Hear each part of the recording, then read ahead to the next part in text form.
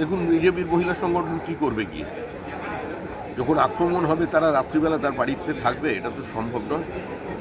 যেহেতু কুচবিহারের ঘটনাটা সামনে এসছে, সংখ্যালঘু পরিবারের মহিলা, সেই নিয়ে আপনারা বলছেন, কিন্তু সর্বত্র তো এই জিনিস চলছে। এখনও তো মাথা নেড়া করে গ্রামে ঢুকানো চলছে, থুতু ফেলে চাটানো চলছে, জরিমানা চলছে, ভেড়িতে বিষ মেশানো চলছে, দোকান বন্ধ চলছে, বিভিন্ন জায়গায় অটো টোটো চালকদের বন্ধ করে দেওয়া চলছে, রেশন বন্ধ করে দেওয়ার হুমকি চলছে, যে কোনো সরকারি সেবা থেকে মানুষকে দূরে সরিয়ে রাখার কি চলছে। মারধর তো আছেই।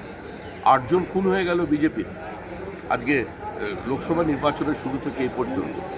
আমাদের সর্বভারতীয় সভাপতি জগৎপ্রকাশ নাড্ডা 2021-এর নির্বাচনের আগে গিয়েই 100 জন শহীদের জন্য তর্পণ করে এসেছিলেন কলকাতার গঙ্গাঘাট।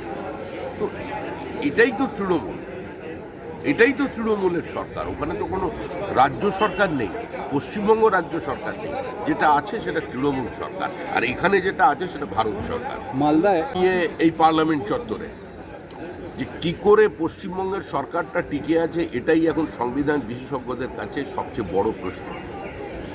পুরো সাংবিধানিক পরিকাঠামো যেখানে ভেঙে পড়েছে, total breakdown of constitutional machinery, যেখানে সরাসরি জুডিশিয়ারিকে আক্রমণ করা হচ্ছে, সংবাদ মাধ্যমকে আক্রমণ করা হচ্ছে, নাম করে চিহ্নিত করে দেওয়া হচ্ছে, সাংবাদিকরা রক্তাক্ত হচ্ছে, ক্যামেরা পার্সনের ক্যামেরা ভাঙা হচ্ছে, যেখানে রাজ্যপালকে কদর্য ভাষায় আক্রমণ করে তার অধিকারকে খর্ব করা হচ্ছে।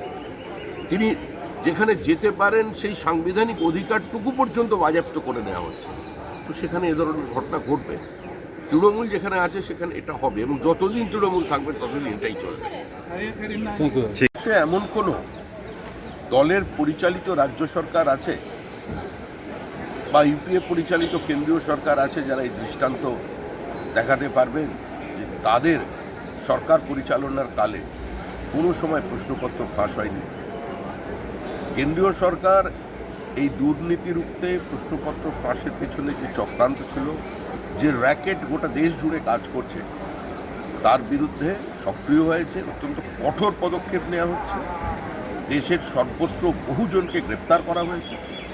বিহারে কেউ গ্রেপ্তার করেছে, গ্রেপ্তার শুরু করেছে ইন্ডিয়ান পুলিশ। বিহারে গ্রেপ্তার হয়েছে, গুজরাটে গ্রেপ্তার হয়েছে। আর তৃণমূল কংগ্রেস এখানে বলছে যাদের কোনো নৈতিক এবং রাজনৈতিক অধিকার নেই, যারা গোটা শিক্ষাটাকেই একটা খোলা বাজার বানিয়ে দিয়েছে, যেখানে এমবিবিএস পোস্ট গ্রাজুয়েশন থেকে শুরু করে একদম নিট প্রাইমারি পর্যন্ত, গ্রুপ ডি পর্যন্ত, মুখ্যমন্ত্রীর পিএমও অফিসের গ্রুপ ডি স্টাফ তারাও নিয়মের জন্য তারা পর্যন্ত কলকাতার রাস্তায় ধর্ণা দিয়েছে। মেধা প্রতারিত, যেখানে দৈনন্দিন ঘটনা, চাকরি বিক্রি এবং সরকার সমর্থক হয়ে গেছে, তাদের কোনো অধিকার আছে এ ধরনের কোনো কথা বলার, এই দাবি তোলার? এরা নন ইস্যুকে ইস্যু বানাতে চাইছে, দেশে একটা পরিবেশ তৈরি করতে চাইছে যেন এই জয়টা তাদের জয়। কোথায় 99 আর কোথায় 240, তা নিয়ে যেটা করছে আমার মনে হয় এই শতাব্দীর এটাই সবচেয়ে বড় তামাশা, জোক অফ দ্য সেঞ্চুরি এবার যেটা করছে। দুর্ঘটনাই প্রধানমন্ত্রী রাজমিস্ত্রির ভূমিকা পালন করেননি, কিংবা সেখানকার তিনি আর্কিটেক্ট ছিলেন। ত্রুটি বা বিচ্যুতি কোনো জায়গা হলে দুর্ঘটনা স্বীকার করতে হয়, এটা মর্মান্তিক, অনভিপ্রেত।